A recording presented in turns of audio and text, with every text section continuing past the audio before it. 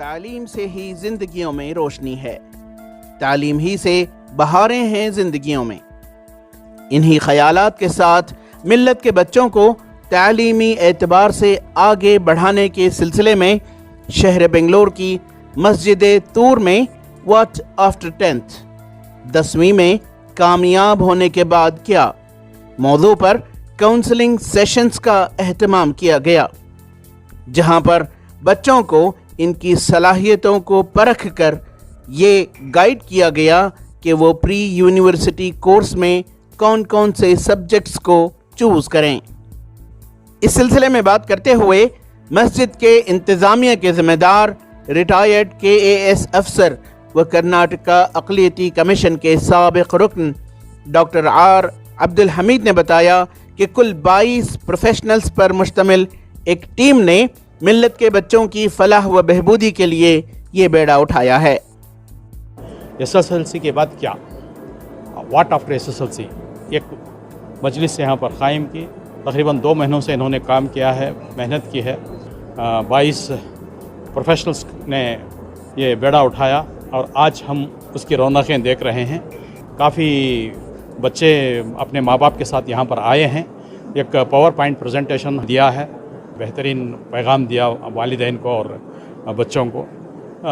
کافی بچے اور والدین بہت امپریس ہوئے ہیں اور یہاں کاؤنسلنگ چل رہی ہے، ان کی کاؤنسلنگ چل رہی ہے، PUC میں کون سا سبجیکٹ لینا اور PUC کے بعد ہم کیا کرنا۔ SSLC کے بعد تقریباً صرف PUC کو جانا نہیں ہے، تقریباً 70 سے 71 الگ الگ کورسز ہیں، ان کورسز میں بھی داخلہ لینے کے واسطے بچے اگر تیار ہیں، ان کا شوق کیا ہے، اس کے سلسلے میں ایک چھوٹا سا ایگزام بھی لیا ہم، میتھمیٹکس کا، سائنس کا اور جنرل نالج کا، مسجد کے اندر بچوں کا ایگزام لیا، اس کا ایویلیویشن اب ہو رہا ہے۔ 7 کاؤنٹرز میں 7 ایویلیٹرز اس کا کام کر رہے ہیں۔ اس موقع پر پروفیشنلز کی ٹیم کے سربراہ مجاہد اور مسجد کے امام خطیب مولانا خلیق احمد قاسمی نے بتایا کہ تعلیم ہی سے قومیں عروج پاتی ہیں، لہذا مسجد میں چلائے جا رہی ایکٹیویٹیز کا مقصد مسلمانوں میں تعلیمی پسماندگی و غربت کو دور کرنا اور صحیح گائیڈنس کے ذریعے باصلاحیت نوجوانوں میں روزگار کی قابلیت پیدا کرنا ہے۔ Basically, this particular area students need lot of guidance, okay, in terms of what education they need to pursue. These students lack guidance, so there's a reason why we have kept this career guidance program, so that these students who are coming from 10th standard, okay, are getting benefited by, we suggest them what course they can do, what sort of college they can suggest, they can undergo the course.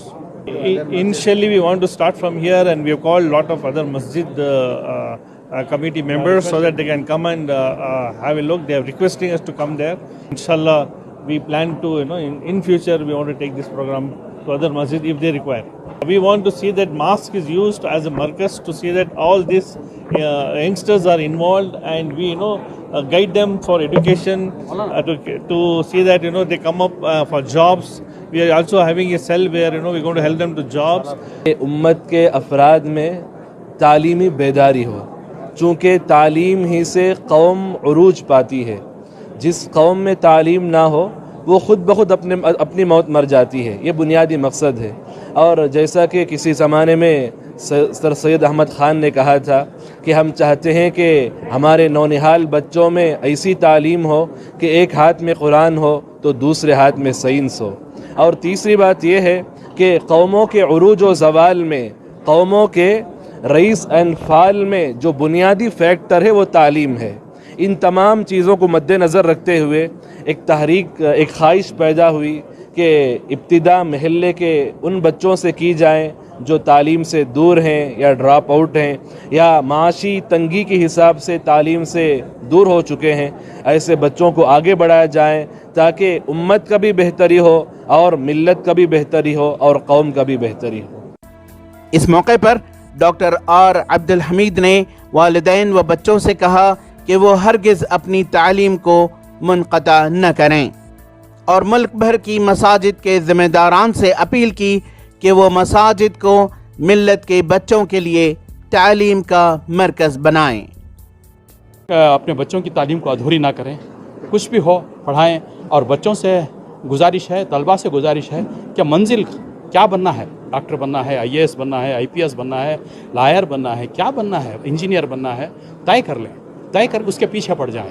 हो अगर शौक़ तलब ढूंढने वालों में तो फिर सैकड़ों मंजिलें राहों की गुबारों में मिली। तमाम मसाजिद, सारे रियासत के मसाजिद और सारे मुल्क के मसाजिद के ज़िम्मेदारों से मेरी अदबन गुजारिश है कि ऐसे बड़े बड़े हाल मस्जिदों में खाएँ, सिर्फ जुमा के 1 घंटे के बयान के वास्ते, एक नमाज के वास्ते इस्तेमाल हो रहे हैं। बाकी का वक्त कौम की तालीम के वास्ते, कौम के बच्चों की तालीम के वास्ते बेहतरीन रीडिंग रूम, लाइब्रेरी कायम हो सकती है। जुमा के दिन जुमा की नमाज अदा करो, बाकी के दिनों में बाकायदा इसको रीडिंग ग्राउंड, घरों में बच्चे होनहार हैं, बच्चों को पढ़ने का माहौल नहीं है घरों के अंदर। ऐसे बच्चे अगर आकर यहाँ पर सुबह शाम पढ़ लेंगे तो हमारी बच्चों की ज़िंदगी की काया पलट जाएगी, रौनकें अलग होंगी।